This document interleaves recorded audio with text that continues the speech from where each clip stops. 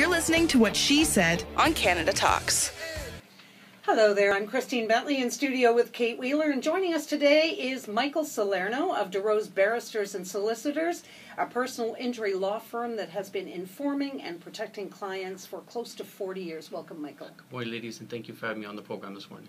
Now, today you're going to talk to us about something that many of us may not know, the benefits available to an injured person, as well as the claim for pain and suffering if the injured person is not at fault for the accident. So there's actually a second claim that people may not know that they're entitled to.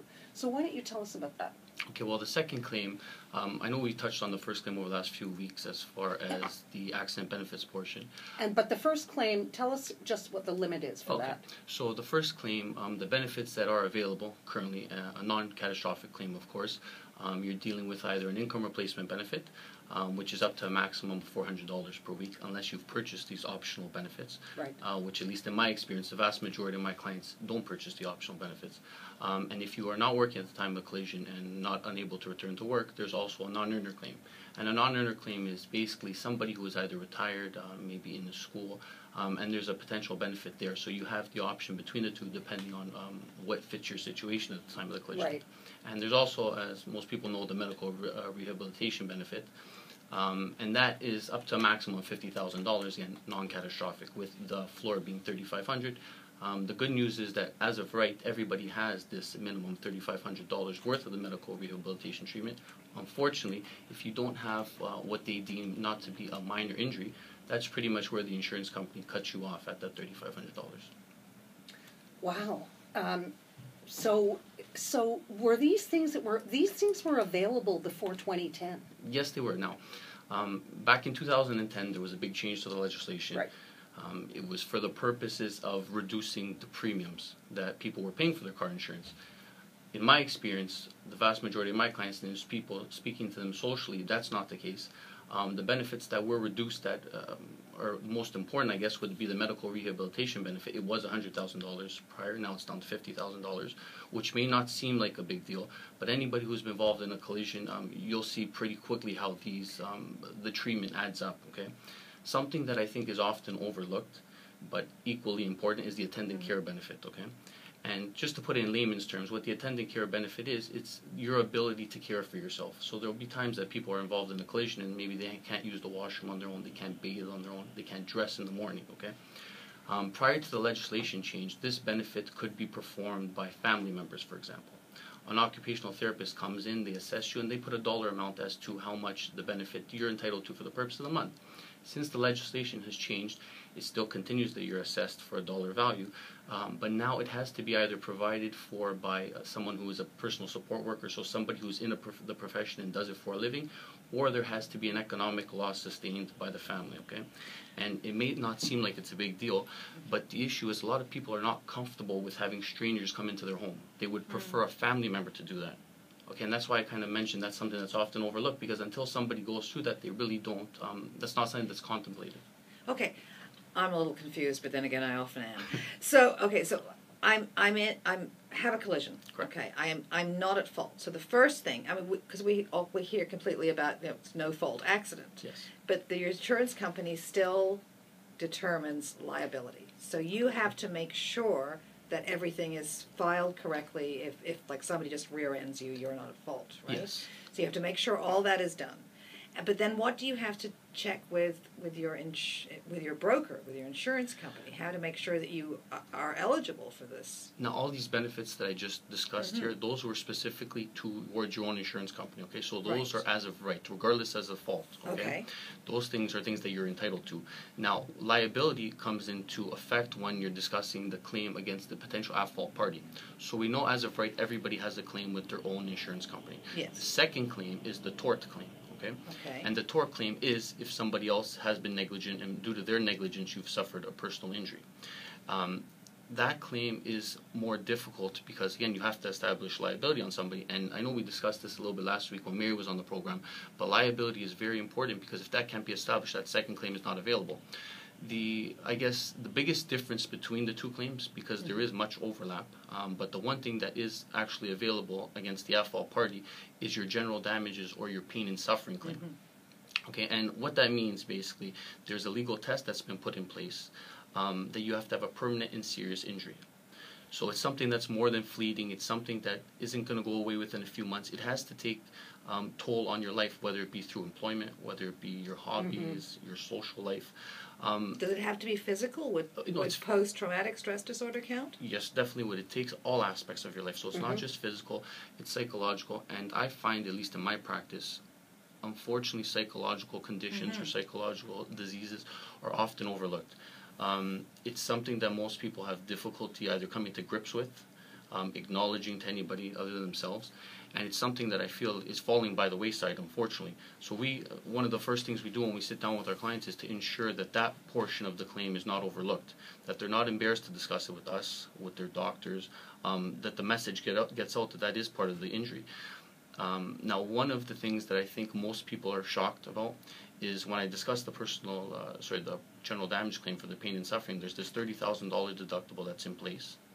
And unless you surpass this $30,000 deductible, you don't see a dollar for your pain and suffering claim. The maximum award, and it goes up annually based on time passing, but it's approximately $360,000. That's where it stands as of now. And somebody who's going to actually get this kind of award or this kind of judgment is going to be somebody who's a young person who probably ends up as a paraplegic. It's just somebody who is in the worst state imaginable, okay? And $360,000 clearly is a drop in the bucket for somebody like that, let alone there's no amount of money that could ever compensate somebody in that position. But that's where you say then there's the second claim, which is the liability. So you would then sue for... You would sue for your pain and suffering, as I just mentioned, yes, correct? Yes, so that would be, and the limit for that would be $1 million or $2 million? Well, okay. That's a tricky question because generally it's based on your injuries, okay? We know the pain and suffering claim that I just mentioned, what the cap on that is. Those claims can become quite significant because a portion of that claim is the loss of income or a loss of competitive advantage.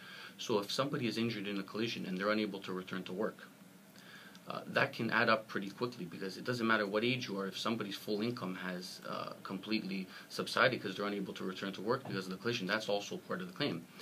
Another big portion of the claim could potentially be an attendant care claim. If somebody requires 24/7 care for the rest of their life and there is a negligent third party who's actually caused the collision, well, again, that can become quite costly. It costs a lot of money to have a PSW or a nurse in the home daily to care for this person. Well, Michael, most people have, $1 million liability. That's pretty much the standard. Yeah, that's pretty standard. But that would never, if you hit a young person who's in a wheelchair who requires medical attention and is never going to earn a dime, $1 million is not going to be nearly enough. Clearly. So then what happens? In that case, well, your insurer always has a duty to try to resolve the claim within the policy limits. And I mean your insurer, when I'm speaking about this, I'm speaking about this from the at-fault party's perspective. Right. So if, God forbid, I caused a collision with somebody, my insurer has a duty to try to resolve the claim within the policy limits. Now, in the scenario that you put forward, obviously somebody who's younger who may never work. Yeah, worst case. Yeah. Clearly that's going to go outside the policy limits. And there is potential exposure to the individual to be responsible for that, right? So, if you were advising somebody, would you say go for the $2 million? $2 million under a personal policy, at least that I've come across, that's not related to an umbrella policy. That's part and parcel with the home. That's, I believe, the maximum that I've ever seen.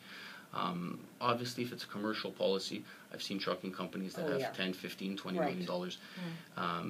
So yeah, myself personally, I always recommend any type of insurance available. It's better to be safe than sorry. So what do we need to ask our brokers to make sure that we have? Well, see, that's the problem is this, okay? Everybody's situation is different. Right. We might be dealing with somebody who has a clean record. Their premium is going to be much better than somebody who has many tickets or many collisions. So it's really an individual question. And of course, you have to budget for that just like you do anything else in life. So it depends on the person's circumstances. Myself, personally, I carry a $2 million policy because that was the most that was available to me. I thought it was reasonable what they were asking, and I feel that protects me in the vast majority of cases, at least. Yes, but Michael, I think what Kate's referring to is the fact that since 2010, things have changed. There's been pressure on insurance companies to keep their premiums down. But what in fact has happened is that, the premiums haven't soared, but they have quietly, things that you used to be covered for, you're no longer covered for. So you really need to, as a consumer, be diligent about talking to your insurance company and saying, okay, I want a list of what it is and what was I covered for 5 years ago and what am I not covered for now, because we don't know. I had no idea. Definitely. The problem with that is, and again, this is my personal experience with sitting down with people daily, nobody wants to spend money on their car insurance. They want to be able to get the most affordable rate. Generally, they don't look at who the insurer is. They shop it around to find what's the cheapest price. Yeah. Right? So clearly, if you're going to ask for different benefits that were available before but not now, for example, the caregiving benefit. The caregiving benefit also was something that was as of right prior to the legislation change. It was another option available. That's been taken out. If you want to purchase that over and above the standard policy as it stands now, it's going to cost more money. If you want to buy back up to the $100,000 potentially available for your medical rehabilitation, it is available, but again, it costs more money. These are all add-ons. So you can definitely ask your broker to quote these different benefits available, because they are actually listed, but you have to make that final decision as to whether or not it's something you feel that is necessary and that you can afford. So the $30,000 that is the pain and suffering, the pain and deductible. the deductible, Yes. for the $350. Yes, correct. I mean, is there any way of buying? No, that's buying out of that. I mean, what if it's $29,000? You're on the hook for $29,000. Well, no. See, this is just so I want to clarify that so that we understand that. Let's theoretically say that somebody takes a matter to trial, okay, and a jury comes back with an award of $25,000. Just for your pain and suffering, we're talking about here. In effect, what the award is $0, because this $30,000 deductible, it's not paid to anybody. Okay, it doesn't go towards the plaintiff. You have to get an award of above $30,000 before you see $1 for your pain and suffering when it comes to that portion of the claim. Wow. Yeah. And that's tricky. Definitely is, and that's why it's these type of claims are nothing to take lightly. I know it's kind of been discussed in some of the earlier segments that personal injury law does get a bad rap, unfortunately, at times. But there is clearly a lot of nuances that are in favor, at least of the insurance industry, to ensure that not everybody is bringing a claim forward. And to a certain extent, it's reasonable, because you don't want everybody to bring a claim forward for every minor fender bender and very minor injuries. But between $0 and $30,000 for a pain and suffering claim, there's a lot of injury that could be potentially suffered there that is not compensated for. But unfortunately, that's the way the legislation stands. Yeah, unless you have a lawyer who's going to actually, who can, I mean, just to sit down and go through what it is you're entitled to. Because I think most people are completely confused as to what they are legitimately entitled to. That at least when I sit down with people, I think it's no different than anything else in life. If you don't have any experience in something, it's the first go around with a situation. Clearly, you're coming into it with like a blank canvas, but you learn pretty quickly from the time that we sit down with you, at least, the way things work. From the very beginning, I like to educate my clients to understand, at least get a snapshot of some of the things that we discuss, because although they may not remember it, or they're not going to at least understand it in great detail, they hear from the beginning, so over our relationship together, it's something that they have in the back of their mind, and we can always go back to it and kind of revisit it so that we go through that together.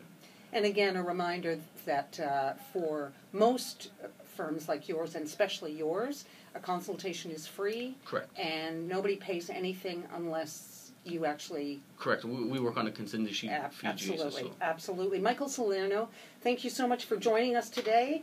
Mr. Salerno is a lawyer with DeRose Barristers and Solicitors, a personal injury law firm with close to 40 years of expertise in this field. They can be found at deroselaw.ca.